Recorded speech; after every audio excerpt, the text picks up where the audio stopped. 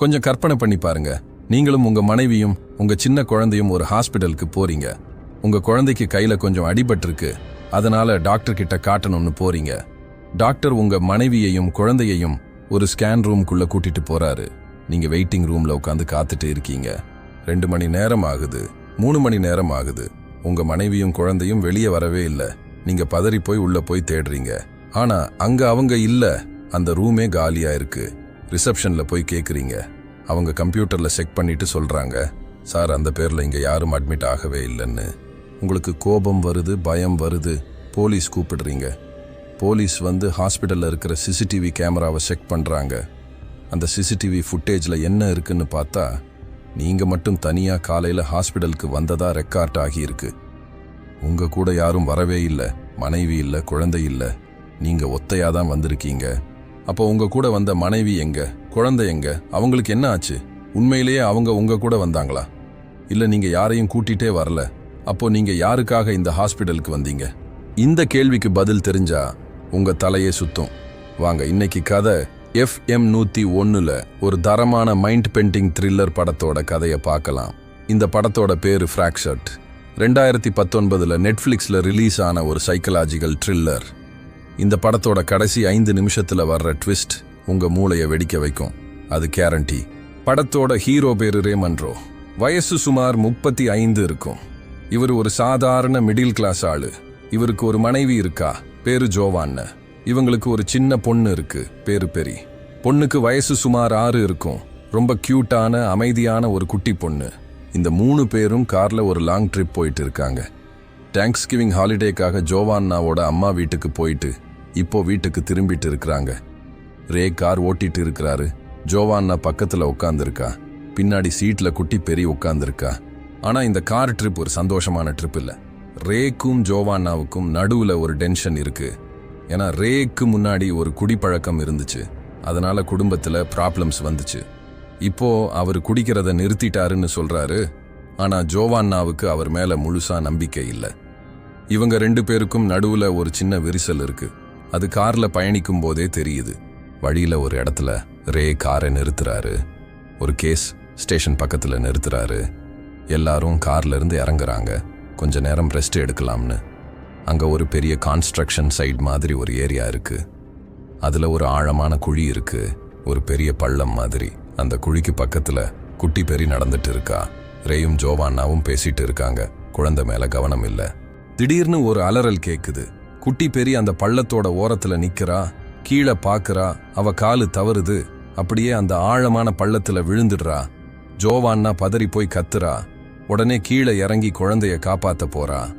ஆனா அவளாலையும் சரியா கீழே இறங்க முடியல. அவளும் கால் வழுக்கி கீழே விழுந்துடுறா. ரே பயந்துட்டு கீழே பாக்குறாரு. தன் மனைவியும் குழந்தையும் அந்த பள்ளத்துல கிடக்குறாங்க. உடனே ரேயும் கீழே குதிக்கிறாரு. நல்ல வேளையா யாருக்கும் பெரிய அடிபடல. ஆனா குட்டி பெரிக்கு கையில கொஞ்சம் காயமாகி இருக்கு, ரத்தம் வருது. எலும்பு முறிஞ்சிருக்குமோன்னு பயமா இருக்கு.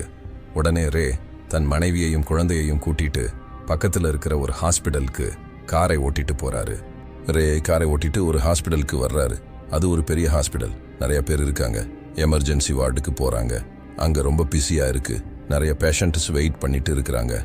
ஒரு வழியா ஒரு நர்ஸ் வந்து அவங்கள உள்ள கூட்டிட்டு போறாங்க. ஒரு டாக்டர் வர்றாரு, பேரு டாக்டர் பிரஹிம். இவர் குட்டி பெரியோட கையை செக் பண்றாரு. பார்த்துட்டு சொல்றாரு, கையில ஃப்ராக்சர் இருக்கான்னு கன்ஃபார்ம் பண்ண ஒரு சிடி ஸ்கேன் எடுக்கணும்னு. ஸ்கேன் ரூம் கீழே தளத்துல இருக்கு. அங்க போய் ஸ்கேன் எடுத்துட்டு வந்துடலாம்னு சொல்றாரு. ரே சொல்றாரு, நானும் கூட வர்றேன்னு. ஆனா டாக்டர் சொல்றாரு, சார் நீங்க வெயிட்டிங் ரூம்ல வெயிட் பண்ணுங்க. ஸ்கேன் ரூம்ல ஒரே ஒரு அட்டெண்டர் தான் அனுமதிப்பாங்க. உங்க மனைவி குழந்தை கூட இருக்காங்க, நீங்க கவலைப்படாதீங்கன்னு. ரேக்கு கொஞ்சம் தயக்கமா இருக்கு. ஆனா சரின்னு ஒத்துக்கிறாரு. ஜோவான்னாவும் குட்டி பெரியும் டாக்டர் கூட ஒரு லிஃப்ட்ல ஏறி கீழே தளத்துக்கு போறாங்க.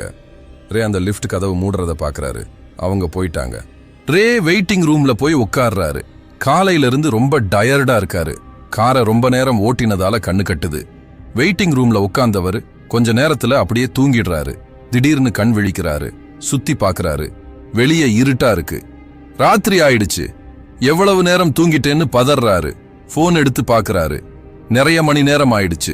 மனைவியும் குழந்தையும் இன்னும் வரல. உடனே ரிசப்ஷன் டெஸ்க்கு ஓடுறாரு. அங்க ஒரு வேற நர்ஸ் இருக்கா. காலையில பார்த்த நர்ஸ் இல்ல, ஷிஃப்ட் சேஞ்ச் ஆயிடுச்சு. ரே சொல்றாரு, என் மனைவி ஜோவான்னா மன்ரோவும் என் பொண்ணு பெரி மன்ரோவும் காலையில ஸ்கேனுக்காக கீழே தளத்துக்கு போனாங்க. இன்னும் வரல, என்ன ஆச்சுன்னு செக் பண்ணுங்கன்னு. நர்ஸ் கம்ப்யூட்டர்ல அந்த பேர்களை டைப் பண்ணி தேடுறா. கொஞ்ச நேரம் தேடிட்டு, சார் இந்த பேர்ல இங்க எந்த பேஷண்ட்டும் ரிஜிஸ்டர் ஆகவே இல்லைன்னு சொல்றா. ரேக்கு அதிர்ச்சி. என்ன சொல்றீங்க? காலையில நான் தான் என் கையால் அட்மிட் பண்ணேன், ஃபார்ம் எல்லாம் ஃபில் பண்ணேன், டாக்டர் பிரஹின் தான் பார்த்தாருன்னு சொல்றாரு. நர்ஸ் மறுபடியும் செக் பண்றா. சார் எங்க சிஸ்டம்ல அப்படி யாரும் இல்ல, நீங்க ஃபார்ம் ஃபில் பண்ணதா எந்த ரெக்கார்டும் இல்லைன்னு சொல்றா. ரேக்கு கோபம் வருது, சத்தம் போடுறாரு. டாக்டர் பிரஹினை கூப்பிடுங்கன்னு கேட்கிறாரு. கொஞ்ச நேரம் கழிச்சு டாக்டர் பிரஹின் வர்றாரு. ஆனா அவர் ரேயை பார்த்துட்டு, சார் உங்களை நான் இதுக்கு முன்னாடி பார்த்ததே இல்லையே, நான் உங்க குழந்தைய செக் பண்ணதா எனக்கு ஞாபகமே இல்லையேன்னு சொல்றாரு. ரேக்கு தலை சுத்துது. இது என்ன நடக்குது? காலையில பார்த்த டாக்டரே தன்னை மறுக்கிறாரு. மனைவியையும் குழந்தையையும் அட்மிட் பண்ணின ரெக்கார்டே இல்லை. இது என்ன மாயாஜாலமா? ரே இன்னும் கோவமா ஆகுறாரு, சத்தம் போடுறாரு, நர்ஸ் கிட்ட வாக்குவாதம் பண்றாரு, டாக்டர் கிட்ட கத்துறாரு. என் மனைவியையும் குழந்தையையும் எங்க ஒழிச்சு வச்சிருக்கீங்கன்னு கேட்கிறாரு. ஹாஸ்பிடல் செக்யூரிட்டி வருது. ரே கண்ட்ரோல் பண்ண பாக்குறாங்க. ரே இன்னும் அதிகமா கத்துறாரு. கடைசியில ஹாஸ்பிடல் போலீஸை கூப்பிடுது. போலீஸ் வருது. ஒரு ஆபீசர் வர்றாரு. ரே நடந்ததை மொத்தமா சொல்றாரு.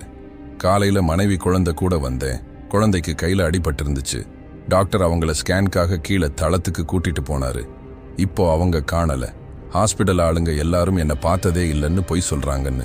போலீஸ் ஆபீசர் ஹாஸ்பிடல் நர்ஸ் கிட்டையும் டாக்டர் கிட்டையும் கேட்கிறாரு. எல்லாரும் ஒரே மாதிரி சொல்றாங்க, சார் இந்த ஆளை நாங்க பார்த்ததே இல்லை, இவரோட மனைவி குழந்தை இங்க வரவே இல்லைன்னு. போலீஸ் ஆபீசர் சொல்றாரு, சரி சிசிடிவியை செக் பண்ணலாம்னு. ஹாஸ்பிடல்ல இருக்கிற செக்யூரிட்டி கேமரா ஃபுட்டேஜை எடுக்கிறாங்க. காலையில இருந்து எல்லா கேமராவையும் செக் பண்றாங்க. சிசிடிவி ஃபுட்டேஜ் ஓடுது. காலையில ஹாஸ்பிடல் பார்க்கிங் லாட்ல ஒரு கார் வர்றதை காட்டுது. அந்த கார்ல இருந்து ரே இறங்குறாரு. ஆனா அவரு தனியா தான் இறங்குறாரு. கார்ல வேற யாரும் இல்ல, மனைவி இல்ல, குழந்தை இல்ல. ரே ஒத்தையா கார்ல இருந்து இறங்கி ஹாஸ்பிடல் உள்ள நடந்து போறாரு. அவரு கூட யாருமே இல்ல. ரே அந்த சிசிடிவி ஃபுட்டேஜை பார்த்துட்டு ஷாக் ஆகுறாரு. இது எப்படி சாத்தியம்? நான் என் கண்ணாலேயே பார்த்தேன், என் மனைவியும் குழந்தையும் என் கூட தான் வந்தாங்க, நான் என் கையால் அட்மிட் பண்ணேன், இது எல்லாம் என்ன நடக்குதுன்னு கத்துறாரு. போலீஸ் ஆபீசருக்கு ரே மேல சந்தேகம் வருது. இந்த ஆளு ஏதோ மென்டல் ப்ராப்ளம் வச்சிருக்காருன்னு நினைக்கிறாரு. ரேய ஒரு ரூம்ல உட்கார வச்சு சைக்கியாட்ரிஸ்ட் கூப்பிடலாம்னு போலீஸ் முடிவு பண்றாங்க. ஆனா ரேக்கு ஒரு விஷயம் புரிய ஆரம்பிக்குது. இது சாதாரண ஹாஸ்பிடல் இல்ல, இங்க ஏதோ பெரிய ஸ்கேம் நடக்குது. இங்க வர்ற பேஷண்ட்ஸை கடத்தி அவங்க உடல் உறுப்புகளை திருடுற ஒரு பெரிய ஆர்கன் ஹார்வெஸ்டிங் மாஃபியா இங்க ஆபரேட் பண்றாங்கன்றே சந்தேகப்படுறாரு. யோசிச்சு பார்த்தா அது லாஜிக்கலா தெரியுது. ஒருத்தரை அட்மிட் பண்றாங்க, அவங்கள கீழே தளத்துக்கு கூட்டிட்டு போறாங்க, அப்புறம் அவங்க ரெக்கார்டையே டெலீட் பண்ணிடுறாங்க, சிசிடிவியை மாத்தி போடுறாங்க அப்படின்னு நினைக்கிறாரு. இவங்க என் மனைவியோட என் குழந்தையோட உடல் உறுப்புகளை எடுக்க போறாங்க, நான் எப்படியாவது அவங்கள காப்பாத்தணும்னு முடிவு பண்றாரு. ரே ஒரு பிளான் போடுறாரு. போலீஸ் கிட்ட இருந்து எப்படியாவது தப்பிக்கணும். அவங்க தன்னை சைக்கோன்னு நினைச்சு மென்டல் வார்ட்ல அடைச்சிட்டா தன் மனைவியையும் குழந்தையையும் காப்பாற்ற முடியாதுன்னு ரேக்கு தெரியுது. போலீஸும் ஹாஸ்பிடல் ஸ்டாஃபும் ரே ஒரு ரூம்ல வச்சிருக்காங்க. ரே ஒரு சான்ஸ் பார்த்து அங்கிருந்து தப்பிக்கிறாரு. ஒரு நர்ஸ் கிட்ட இருந்து ஐடி கார்டு அடிச்சுக்கிறாரு. அந்த ஐடி கார்டு வச்சு ஹாஸ்பிடல்ல ரெஸ்ட்ரிக்டட் ஏரியாவுக்குள்ள நுழையிறாரு. ரே ஹாஸ்பிடல்ல இருக்கிற லிஃப்ட்ல ஏறி கீழே தளத்துக்கு போறாரு. டாக்டர் தன் மனைவியையும் குழந்தையையும் இந்த கீழே தளத்துக்கு தான் கூட்டிட்டு போனாருன்னு ரேக்கு நல்லா ஞாபகம் இருக்கு. லிஃப்ட் கதவு திறக்குது. கீழே தளம் ஒரு இருட்டான பழைய, யாரும் போகாத மாதிரி ஒரு ஃப்ளோர். பழைய மெடிக்கல் எக்யூப்மெண்ட்ஸ் எல்லாம் தூசி படிச்சு கிடக்கு. லைட்ஸ் சரியா வேலை செய்யல. டியூப் லைட் ஒன்னா மின்னிட்டு இருக்கு. ரே அங்க நடக்கிறாரு. ஒவ்வொரு ரூமா தேடுறாரு. ஒரு ரூம்ல ஒரு ஓல்ட் ஆபரேஷன் தியேட்டர் இருக்கு. இன்னொரு ரூம்ல பழைய ஸ்ட்ரெச்சர்கள் கிடக்கு. எல்லாமே அபாண்டன்ட் மாதிரி இருக்கு. திடீர்னு ரே ஒரு ரூம்ல லைட் எரியறத பாக்குறாரு. மெதுவா அந்த ரூம் பக்கம் போறாரு. கதவு கொஞ்சம் திறந்து இருக்கு. உள்ள எட்டி பாக்குறாரு. அங்க ஒரு ஆபரேஷன் தியேட்டர் செட் ஆகி இருக்கு. பிரைட் லைட்ஸ் எரியுது. மெடிக்கல் எக்யூப்மெண்ட்ஸ் ரெடியா இருக்கு. 2 ஆபரேஷன் டேபிள்கள் இருக்கு. ஒரு டேபிள்ல ஒரு பெரியவங்க படுத்திருக்காங்க, மயக்க ஊசி போட்டிருக்காங்க. இன்னொரு டேபிள்ல ஒரு சின்ன குழந்தை படுத்திருக்கு, அதுக்கும் மயக்க ஊசி போட்டிருக்காங்க. டாக்டர்கள் 2-3 பேர் ஆபரேஷனுக்கு ரெடியா நிக்கிறாங்க. ரே பாக்குறாரு. அது தன் மனைவி ஜோவானாவும் தன் குட்டி பொண்ணு பெரியும் தான் ரே நம்புறாரு. அவங்கள ஆபரேஷன் பண்ணி அவங்களோட உடல் உறுப்புகளை எடுக்க போறாங்கன்னு ரே நினைக்கிறாரு. ரேக்கு ஒரே கோபம் வருது. சினிமா பட ஹீரோ மாதிரி அந்த ரூம்குள்ள புகுந்து அங்க இருக்கிற டாக்டர்ஸ் கிட்ட சண்டை போடுறாரு. ஒருத்தரை தள்ளுறாரு, இன்னொருத்தரை அடிக்கிறாரு. அங்க இருக்கிற மெடிக்கல் எக்யூப்மெண்ட்ஸை தூக்கி வீசுறாரு. டாக்டர்கள் எல்லாரும் பதறி ஓடுறாங்க. ரே உடனே அந்த 2 ஆபரேஷன் டேபிளில் படுத்திருக்கிற பேஷண்ட்ஸை, அதாவது தன் மனைவி குழந்தைன்னு நம்புற 2 பேரையும் எடுத்து ஒரு வீல் சேர்ல உட்கார வைக்கிறாரு. அவங்க மேல ஒரு போர்வை போடுறாரு. அவங்கள தள்ளிட்டு ஓடுறாரு. ஹாஸ்பிட்டல் காரிடார்ல ரே வீல் சேரை தள்ளிட்டு ஓடுறாரு. பின்னாடி செக்யூரிட்டி ஓடி வருது. ரே எப்படியோ லிஃப்ட்ல ஏறி மேல தளத்துக்கு போய் ஹாஸ்பிட்டல் வெளியே வர்றாரு. பார்க்கிங் லாட்ல தன் கார் நிக்குது. வீல் சேர்ல இருக்கிற 2 பேரையும் தூக்கி கார்ல ஏத்துறாரு. ஒருத்தரை ஃப்ரண்ட் சீட்ல, இன்னொருத்தரை பின்னாடி சீட்ல வைக்கிறாரு. காரை ஸ்டார்ட் பண்ணி ஹாஸ்பிட்டல்ல இருந்து ஃபுல் ஸ்பீட்ல கிளம்பிடுறாரு. ரேக்கு ரொம்ப சந்தோஷம். தன் குடும்பத்தை காப்பாத்திட்டோம், அந்த கொடூரமான ஹாஸ்பிட்டல்ல இருந்து அவங்கள மீட்டுட்டோம்னு நினைக்கிறாரு. கண்ணுல தண்ணி வருது. பின்னாடி சீட்ல தன் குட்டி பொண்ணு பெரி தூங்கிட்டு இருக்கா. பக்கத்துல தன் மனைவி ஜோவான்னா மயக்கத்துல இருக்கா. நான் உங்களை காப்பாத்திட்டேன்னு ரே மனசுக்குள்ள சொல்லிக்கிறாரு. கார் ஹைவேல ஓடுது. ராத்திரி நேரம், சாலையில வேற வண்டிகள் அதிகம் இல்ல. ரே கார் ஓட்டிட்டு நிம்மதியா மூச்சு விடுறாரு. ரே கார் ஓட்டிட்டு போயிட்டு இருக்காரு. ஒரு நிம்மதியான சிரிப்பு அவர் முகத்துல இருக்கு. பின்னாடி சீட்ல தன் குழந்தையும் பக்கத்துல தன் மனைவியும் தூங்கிட்டு இருக்காங்கன்னு நம்புறாரு. ஆனா ரே ஒரு தடவை கார்ல இருக்கிற ரியர் வியூ மிரர்ல பாக்குறாரு. பின்னாடி சீட்ல யாரோ படுத்திருக்காங்க. ஆனா அது அவரோட குட்டி பொண்ணு பெரி இல்ல. பக்கத்துல உட்கார்ந்திருக்கிறது அவரோட மனைவி ஜோவான்னா இல்ல. ஹாஸ்பிட்டல் பேஸ்மெண்ட்ல ஆபரேஷனுக்காக அட்மிட் ஆகியிருந்த ஏதோ தெரியாத 2 பேஷண்ட்ஸை நம்ம ரே கடத்திட்டு வந்திருக்காரு. அவங்க யாருன்னே ரேக்கு தெரியாது. ஹாஸ்பிட்டல்ல நிஜமாவே ஆபரேஷனுக்காக அட்மிட் ஆகியிருந்த வேற பேஷண்ட்ஸ். அவங்க என்னடா நடக்குது, இந்த ஆளு ஏன் இப்படி பண்றாரு, இவரோட மனைவியும் குழந்தையும் எங்க போனாங்கன்னு நமக்கு தலைய சுத்தும்.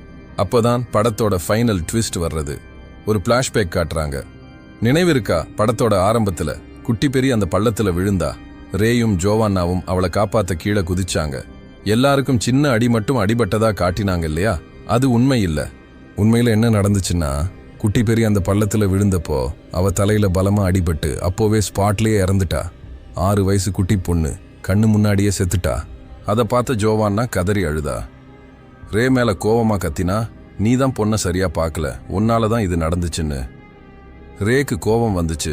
தன் மேல குத்தம் சொல்றான்னு வந்த ஆத்திரத்துல ஜோவான்னாவை தள்ளிட்டாரு.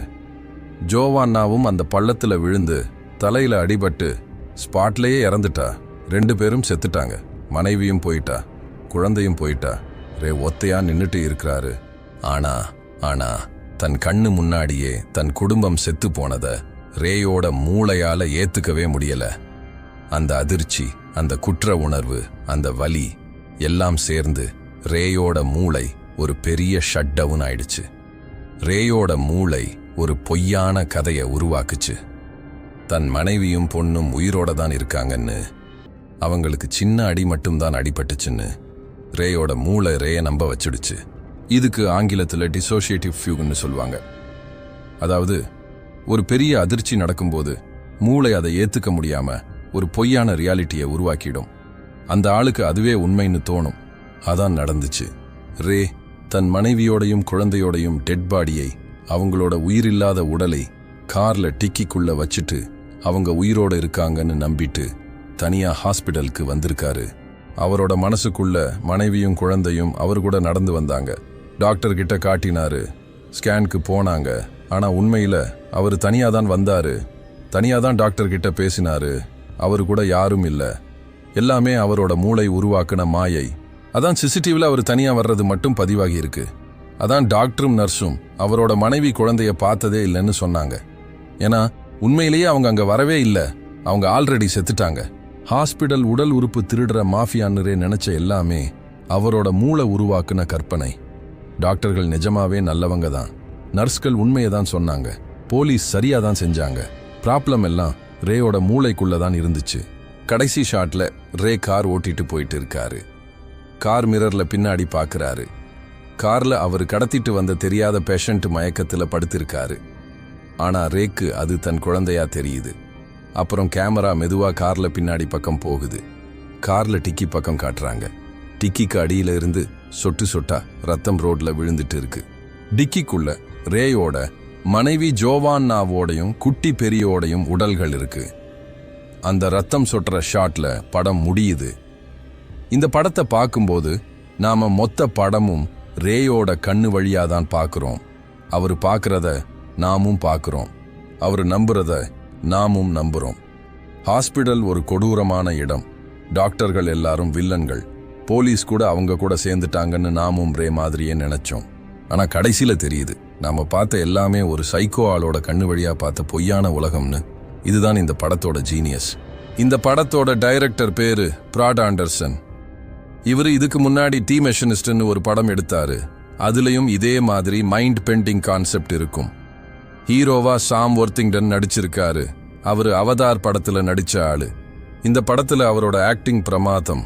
ஒரு அப்பாவா, ஒரு பயந்த கணவனா, ஒரு ஹீரோவா, கடைசியில ஒரு சைக்கோவா எல்லா ஷேட்ஸையும் காட்டியிருக்காரு. இந்த படத்தை நெட்ஃபிளிக்ஸ்ல 2019 அக்டோபர்ல ரிலீஸ் பண்ணாங்க. படம் 1.5 மணி நேரம் தான், அதாவது 99 நிமிஷம் தான். ஆனா அந்த 99 நிமிஷமும் உங்களை சீட்ல ஆட்டி படைக்கும். IMDb rating 6.4. ரேட்டிங் கொஞ்சம் குறைவா இருந்தாலும் கடைசி ட்விஸ்டுக்காக மட்டுமே இந்த படத்தை பார்க்கணும். இந்த படம் மாதிரி ட்விஸ்ட் இருக்கிற இன்னும் சில படங்கள் சொல்றேன். ஷட்டர் ஐலாண்ட், அது 2010 வந்த படம். லியோனார்டோ டிகாப்ரியோ நடிப்பு. கான் கேரல், அது 2014 வந்தது. தி சிக்ஸ்த் சென்ஸ் 1999 வந்தது. புரூஸ் வில்லிஸ் நடிப்பு. இந்த படங்கள் எல்லாமே கடைசியில மூளைய குழப்புற ட்விஸ்ட் வைக்கும். எப்படிங்க இருந்துச்சு ட்விஸ்ட்? ஹாஸ்பிடல் மேல தப்புன்னு நினைச்சா கடைசியில நம்ம ஹீரோவே ஒரு பெரிய சைக்கோவா மாறிட்டாரு. தன் மனைவியையும் குழந்தையையும் காப்பாத்துற ஹீரோன்னு நாம நினைச்சவரு உண்மையில அவங்கள கொன்னுட்டு அவங்க உடலை கார் டிக்கில வச்சுட்டு அவங்க உயிரோடு இருக்காங்கன்னு நினைச்சிட்டு இருக்கிற ஒரு மனநோயாளி. இந்த படம் நமக்கு ஒரு விஷயத்த சொல்லுது. நாம பார்க்குற எல்லாமே உண்மை இல்லை. நம்ம மூளை நம்மளையே ஏமாத்தும். நாம நம்புற ரியாலிட்டியே ஒரு மாயையா இருக்கலாம். சரி, நீங்க என்ன நினைக்கிறீங்க? ரே ஒரு கொலைகாரனா, இல்ல அவரு ஒரு பரிதாபத்துக்குரிய மனநோயாளியா? அவரு வேணும்னே மனைவியை தள்ளி விட்டாரா, இல்ல அதுவும் ஒரு ஆக்சிடென்ட்டா? கமெண்ட்ல சொல்லுங்க. இந்த மாதிரி கிளைமாக்ஸ்ல மூளைய குழப்புற பலதரமான படங்களோட கதையை கேட்க நம்ம கதை FM 101 சேனலை மறக்காம சப்ஸ்கிரைப் பண்ணுங்க. பெல் ஐகானை அடிங்க. ஒவ்வொரு வீடியோவும் உங்களுக்கு நோட்டிஃபிகேஷன் வரும். இந்த வீடியோவை உங்க ஃப்ரெண்ட்ஸ்க்கும் ஷேர் பண்ணுங்க. அவங்களும் இந்த ட்விஸ்ட்டை கேட்கட்டும். அடுத்த வீடியோல இன்னும் ஒரு மைண்ட் ப்ளோயிங் படத்தோட கதையோட சந்திக்கலாம். இது கதை FM 101 பாய்.